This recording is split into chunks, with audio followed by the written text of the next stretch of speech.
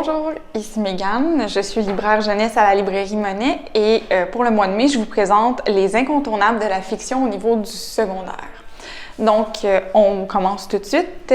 On commence avec La longue route de Little Charlie de Christopher Paul Curtis. Donc, c'est un roman de niveau secondaire premier cycle. Ça se passe en 1858, avec la grande division des États-Unis, nord-sud, l'esclavage et tout. Et Little Charlie, c'est un esclave qui risque d'être vendu, en fait, pour payer la dette de son maître. Donc, c'est l'histoire de la fuite de Little Charlie et de son combat, de sa lutte pour la liberté. C'est un vocabulaire qui correspond évidemment à l'époque, donc il faut s'attendre à certains mots qui sont plus trop, qui sont pas acceptés en fait aujourd'hui carrément, mais qui fonctionnent dans la mesure où c'est un contexte historique. C'est également une histoire d'entraide. On y voit en fait tous les gens qui contribuent en fait de manière idéologique et de manière physique puis concrète dans la prise de liberté du jeune. Il y a également des passages au Canada parce que il y a beaucoup de gens qui s'enfuient au Canada parce que l'esclavage est moins présent là-bas et qu'il y a plus de chances en fait d'avoir une vie libre. Donc, c'était La longue route de Little Charlie. Donc, je vous montre un peu plus. On enchaîne avec des nouvelles qui sont de niveau secondaire premier cycle, mais également secondaire deuxième cycle, absolument.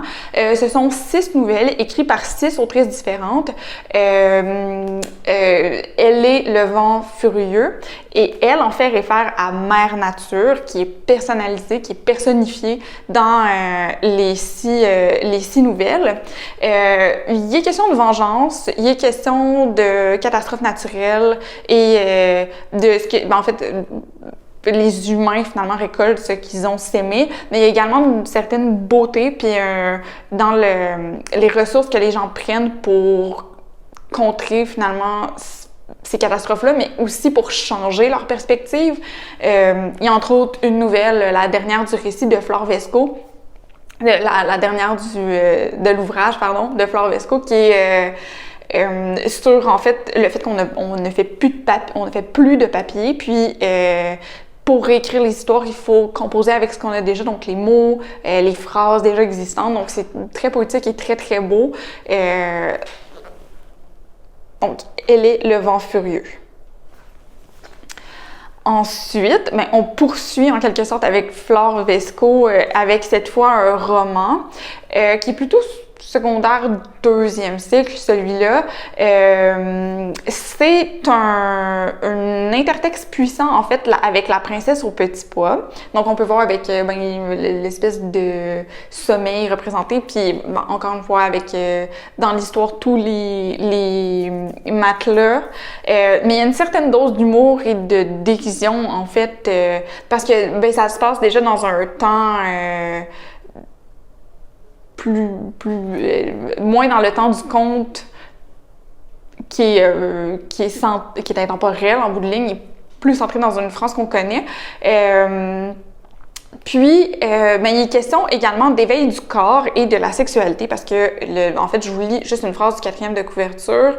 Et c'est tant mieux quand nous ne sommes pas dans un conte de fées, mais dans une histoire d'amour et de sorcellerie où l'on apprend ce que les jeunes filles font en secret la nuit dans leur lit. Donc, ça établit très bien que c'est quelque chose d'un peu plus mature qu'on va aborder, mais encore une fois, c'est un magnifique livre avec la poésie de Flore de Vesco, là, les phrases sont de toute beauté et qui explore des thèmes un peu plus matures. Ensuite, La sourcière. On change d'autrice, mais on reste dans une thématique similaire, c'est-à-dire on reprend encore une fois la structure du conte. Il y a énormément de symboles puis de structure, encore une fois, du conte dans cet ouvrage. C'est également secondaire deuxième cycle.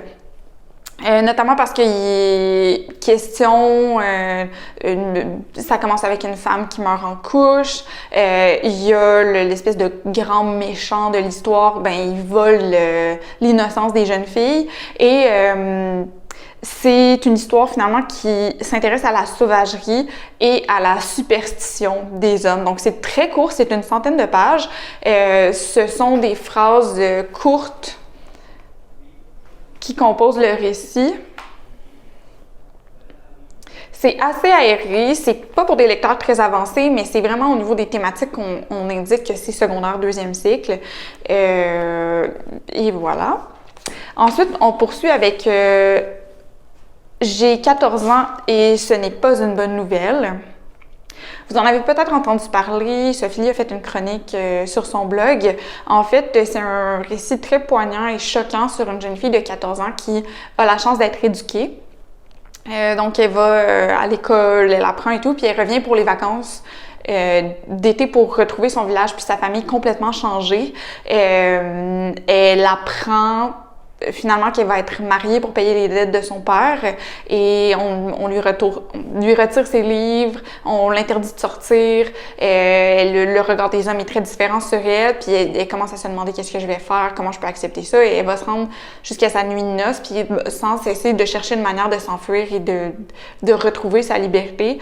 Donc, il y a évidemment des scènes comme celle de la nuit de noces qui sont pas pour un public sensible, qui peuvent être assez choquantes, mais c'est un récit nécessaire pour s'interroger sur le droit des femmes à travers le monde. C'est très bien écrit et c'est des courtes phrases très punchées. Donc, j'ai 14 ans et ce n'est pas une bonne nouvelle. On passe à 2 romans québécois. Donc, le premier, Stella, qu'est-ce que tu fais là? Qui est une histoire d'une jeune fille. En fait, ses parents viennent de divorcer, elle habite avec sa mère, elle arrive dans une nouvelle école, elle est plutôt gênée, c'est pas trop, elle espère seulement passer inaperçue et être en paix finalement, mais elle va se retrouver avec le bouc émissaire d'un groupe d'intimidateurs et de harceleurs.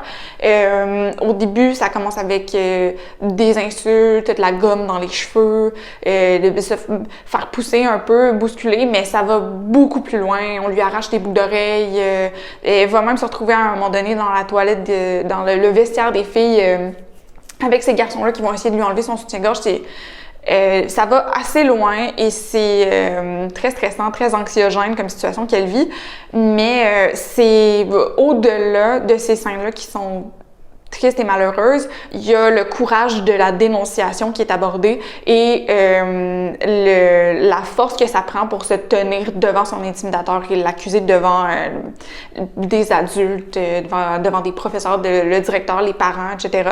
Donc, même si c'est une histoire difficile, il y a un rayon de soleil à la fin qui finalement, c'est ça, cette révélation-là. Et c'est un tome 1, donc on peut s'attendre à une suite. Voilà. C'est un roman qu'on a mis secondaire premier cycle, mais c'est absolument valable et adéquat pour un deuxième cycle également. Et finalement, le dernier roman que je vous présente, c'est Le Dernier Viking.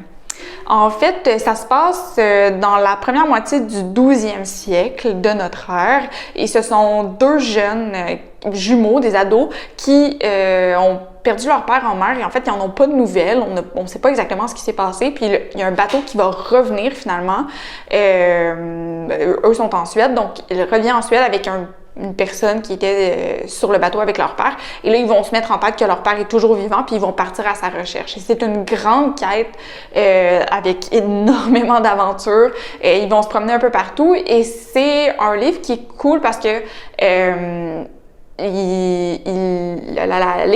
l'exactitude historique est là. Puis on parle des relations que la Suède entretient avec le reste de l'Europe, avec le reste du monde, comment est-ce qu'ils sont perçus, les Vikings, leur rôle d'explorateurs, on sait qu'ils ont été à l'Anse aux Méadows au Canada, qui ont été au Groenland. Donc voilà, ça peut être un bon mélange en fait entre de l'action puis de l'aventure, puis une contextualisation historique adéquate. Donc voilà. Donc, c'était tout pour les incontournables de la fiction adolescente pour le secondaire pour ce mois de mai. Puis, on se revoit le mois prochain.